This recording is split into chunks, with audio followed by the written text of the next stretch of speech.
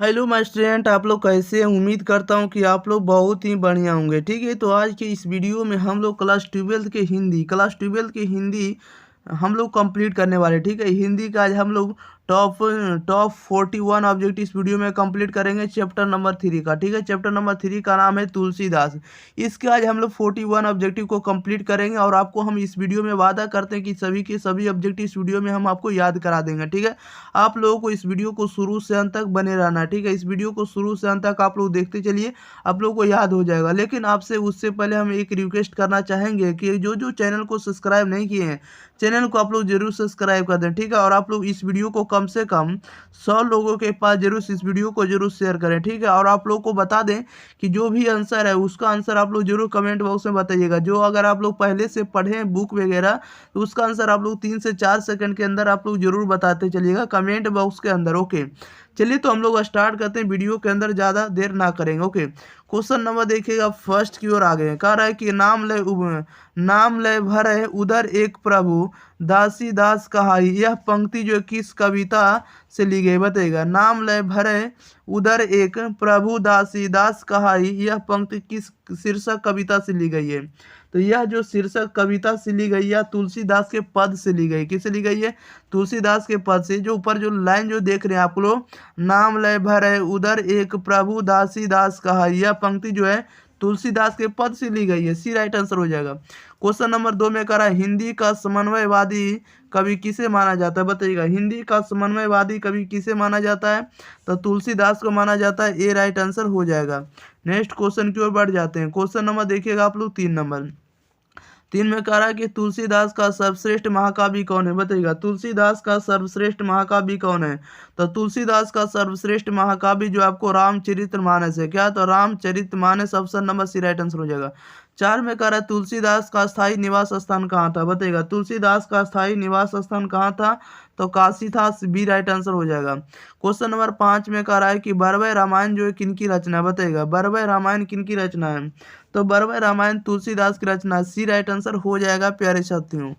Question number हम लोग बढ़ जाते हैं क्वेश्चन नंबर 6। क्वेश्चन नंबर 6 में कह रहा है काशी में कितने वर्ष रह कर तुलसीदास विद्या अध्ययन किया बताइएगा। कह रहा है काशी में कितने वर्ष रह कर तुलसीदास जो है विद्या अध्ययन किए हैं। इसका राइट आंसर बताइए क्या हो जाएगा। यानी तुलसीदास जो थे कितने सालों तक जो है काशी में रहकर अपना स्टडी किए थे? तो 15 वर्षों तक किए थे। बी राइट आंसर हो जाएगा, 15 वर्षों तक। 7 में करा है तुलसीदास ने अपने युग की किन 2 साहित्यिक भाषाओं को अपनाया है बताइएगा। तुलसीदास ने अपने युग की किन 2 साहित्यिक भाषाओं को अपनाया है? साहित्यिक भाषाओं को अपनाया। कितने भाषाओं को अपनाया? तो 2 भाषाओं को अपनाया। वो कौन कौन सी भाषाएं हैं? तो ये आपको अवधी और ब्रज है। क्या है? तो अवधी और ब्रज है। सी राइट आंसर हो जाएगा। नेक्स्ट क्वेश्चन देख लेते हैं। क्वेश्चन नंबर देखिएगा आप लोग 8 नंबर की ओर। 8 में कह रहा है तुलसीदास के दीक्षा गुरु थे बताइएगा। तुलसीदास के दीक्षा गुरु कौन थे? तो तुलसीदास के दीक्षा गुरु जो थे आपको नरहरिदास थे। क्या थे? नरहरिदास। बी राइट आंसर हो जाएगा। 9 में कह रहा तुलसीदास की पत्नी का क्या नाम था बताइएगा। तुलसीदास की पत्नी का क्या नाम था? तो रत्नावली था। Option number B right answer हो जाएगा। 10 में कह रहा तुलसीदास की माता का क्या नाम था बताइएगा। तुलसीदास की माता का क्या नाम था? तुलसीदास की माता का नाम हुलसी था। क्या था? हुलसी। ऑप्शन नंबर इसका सी राइट आंसर हो जाएगा। नेक्स्ट क्वेश्चन देख लेते हैं। क्वेश्चन नंबर आप लोग देखिएगा 11 में कह रहा है कि तुलसीदास का जन्म कब हुआ था बताइएगा। तुलसीदास का जन्म कब हुआ था? तो 1543 ईस्वी में हुआ था। Option number B right answer हो जाएगा। 12 में कह रहा है तुलसीदास का जन्म जो है किस प्रदेश में हुआ था बताइएगा। तुलसीदास का जन्म किस प्रदेश में हुआ था? तो तुलसीदास का जन्म जो हुआ था आपको उत्तर प्रदेश के काशी में हुआ था। Option number C right answer हो जाएगा। नेक्स्ट क्वेश्चन की ओर बढ़ जाते हैं। क्वेश्चन नंबर आप लोग देखिएगा 13 नंबर में देखिए क्या कह रहा है। रामचरितमानस किसकी रचना बताइएगा। रामचरितमानस जो किनकी रचना है? तो रामचरितमानस आपको तुलसीदास की रचना। बी राइट आंसर हो जाएगा। 14 में कह रहा तुलसीदास की शाखा के कवि है बताइएगा। तुलसीदास की शाखा के कवि हैं।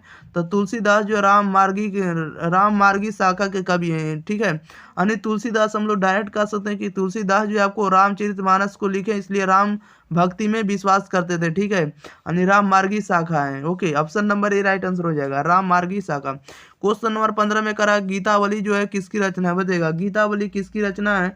तो गीतावली आपको तुलसीदास की रचना है। डी राइट आंसर हो जाएगा। नेक्स्ट क्वेश्चन की ओर बढ़ जाते हैं। क्वेश्चन नंबर आप लोग देखिएगा 16 नंबर में कह रहा है कि तुलसीदास को किस चीज की भूख थी बताएगा। तुलसीदास की किस चीज की भूख थी, इसका राइट आंसर बताएगा। तुलसीदास की जो भूख थी आपको भक्ति की थी, बी राइट आंसर हो जाएगा। 17 में कह रहा गोस्वामी तुलसीदास हिंदी के कैसे महाकवि हैं बताइएगा। गोस्वामी तुलसीदास जो हिंदी के कैसे महाकवि हैं, तो ये आपको जातीय महाकवि, option number A right answer हो जाएगा। 18 में कह रहा है तुलसीदास ने अपने पद में किसकी स्तुति की है बताएगा। तुलसीदास ने प्रथम पद में किसकी स्तुति की है, इसका राइट आंसर बताइएगा क्या हो जाएगा। तुलसीदास ने प्रथम पद में किसकी स्तुति की है, तो सीता जी की, option number C right answer हो जाएगा। नेक्स्ट क्वेश्चन बढ़ जाते हैं। क्वेश्चन नंबर आप लोग देखिएगा 19 नंबर में कह रहा तुलसीदास के दोनों पदों में किस रस की व्यंजना हुई है बताएगा। तुलसीदास के दोनों पदों में किस रस की व्यंजना हुई है, तो दोनों पदों में जो व्यंजना हुई है किसकी हुई है, इसका राइट आंसर बताइएगा क्या हो जाएगा। तो ये आपको भक्ति रस की हुई है, option number B right answer हो जाएगा। 20 में कह रहा तुलसीदास ने प्रथम पद में अपना परिचय किस रूप में दिया है बताएगा।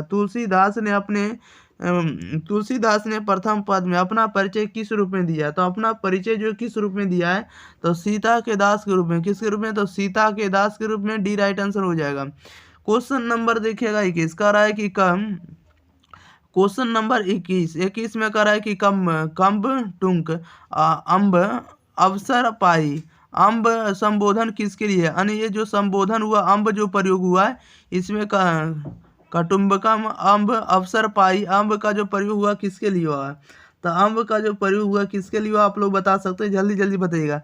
तो अम्ब का मतलब होता है किसके लिए, माता के लिए, नहीं माता नहीं सीता के लिए, option number A right answer हो जाएगा।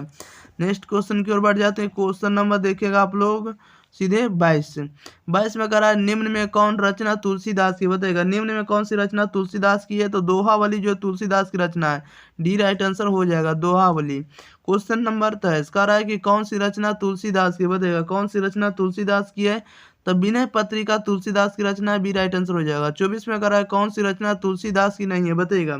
कौन सी रचना तुलसीदास की नहीं है, तो तुलसीदास की रचना नहीं है तो आखिरी कलल जो आपको तुलसीदास की रचना नहीं है, सी राइट आंसर हो जाएगा। नेक्स्ट क्वेश्चन देख लेते हैं। क्वेश्चन नंबर देखिएगा 25 में कह रहा है कवितावली के रचनाकार है बताइएगा। कवितावली के रचनाकार कौन है, तो तुलसीदास है, option number B right answer हो जाएगा। 26 में कह रहा है कि हनुमान बाहुक को तुलसीदास की किस कृति का एक अंग माना जाता है बताइएगा। हनुमान बाहुक को तुलसीदास की किस कृति का एक अंग माना जाता है, तो ये माना जाता है आपको कवितावली के लिए, बी राइट आंसर हो जाएगा। नेक्स्ट क्वेश्चन के बढ़ जाते हैं। क्वेश्चन नंबर देखिएगा 27 में कह रहा है कि रामचरितमानस का प्रधान रस क्या बताइएगा। रामचरितमानस का प्रधान रस क्या है, तो भक्ति रस है, डी राइट आंसर हो जाएगा। 28 में कह रहा है निम्नलिखित में रामचरितमानस क्या है बताइएगा। निम्नलिखित में जो है रामचरितमानस क्या है, तो रामचरितमानस एक महाकाव्य है, सी राइट आंसर हो जाएगा। 29 में कह रहा है इनमें कौन सी रचना जो तुलसीदास की नहीं बताइएगा। इनमें कौन सी रचना तुलसीदास की नहीं है, तो तुलसीदास की रचना नहीं है राधा स्तुति जो तुलसीदास की रचना नहीं है, सी राइट आंसर हो जाएगा। नेक्स्ट क्वेश्चन बढ़ जाते हैं। क्वेश्चन नंबर आप लोग देखिएगा 30 में कह रहा है मानस का मतलब हम लोग समझेंगे रामचरितमानस है, ठीक है। मानस यानी रामचरितमानस का रचना समय क्या है बताइएगा। रामचरितमानस का रचना समय क्या है, तो इनका रचना समय जो है आपको संवत 1631 है, option number A right answer हो जाएगा, संवत 1631। 31 में कह रहा है रामचरितमानस की भाषा क्या है बताइएगा। रामचरितमानस की भाषा क्या, तो रामचरितमानस की भाषा अवधी है, सी राइट आंसर हो जाएगा।